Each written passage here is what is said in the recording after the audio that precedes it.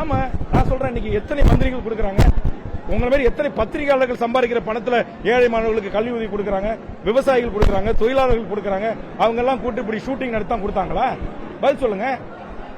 விஜய் இன்னைக்கு சூர்யா அகரம் பவுண்டேஷன் அவர் கட்டிப்பிடிச்சு டெய்லி இப்படிதான் நான் கட்டி பிடிக்கிறது கூட நான் தவறுன்னு சொல்ல, விஜய் கட்டி பிடிச்சது நான் தவறுன்னு சொல்ல, அவர் காயின் கொடுத்தது தவறுன்னு சொல்ல. நான் சொன்னதில் சினிமாக்காரர்களை நீங்கள் இது போன்ற விழாக்கள்ல ஷோக்கள்ல பார்க்கின்ற போது உணர்ச்சி வயப்பட்டு பேசுவது, நான் கட்டி பிடிச்சிடுமான்னு கேட்கறது, ஒரு முத்தம் கொடுத்துமான்னு கேட்கறது நம்முடைய கலாச்சாரம் இல்ல.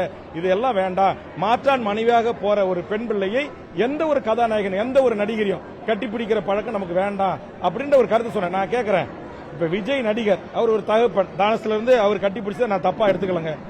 இப்ப நாளைக்கு இன்னும் ஒருத்தங்க இதே மாதிரி ஒரு 100 பேர் யாரோ ஒரு தொழிலதிபரோ இல்ல ஒரு சமூகத்தில் ஒரு நபரோ அவர் பரிசு கொடுக்கிறாரு, அவரு கட்டி ஹக் பண்றதுக்கு இல்ல ஒரு கணத்துல முத்தமிடுவதற்கு பெற்றோர்களாகிய நாம் அனுமதிப்போமா?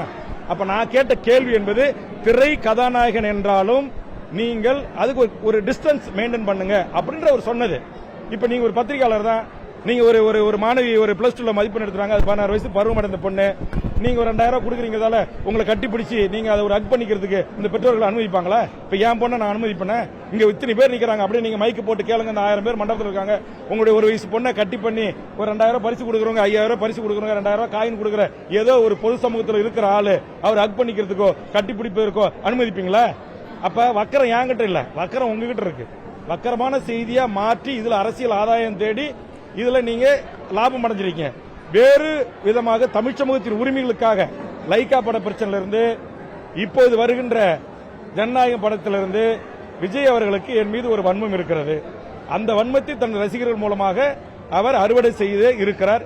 இந்த அறுவடை செய்கின்ற இந்த முயற்சி அவருக்கு எதிராகத்தான் போய் முடியும் தவிர, ஒரு காலத்திலும் கண்ணகி வழிவந்த என் தமிழ் தாய்கள் மான தமிழ்ச்சிகள் வேல்முருகன் பக்கம்தான் இருப்பார்கள். அந்த சினிமா கதாநாயகர்களை போலி பிம்பத்தில் வைத்து பார்க்கின்ற ஒரு சிறு கூட்டம் அவரை ஆதரிக்கலாம். பெரும் தமிழ் சமூகத்தின் கூட்டம் வேல்முருகனுக்கு ஆதரவாகத்தான் இருக்கும். இதில் எந்த மாற்றமும் இல்லை. செய்திகளை உடனுக்குடனும் துல்லியமாகவும் தெரிந்து கொள்ள சப்ஸ்கிரைப் பண்ணுங்க.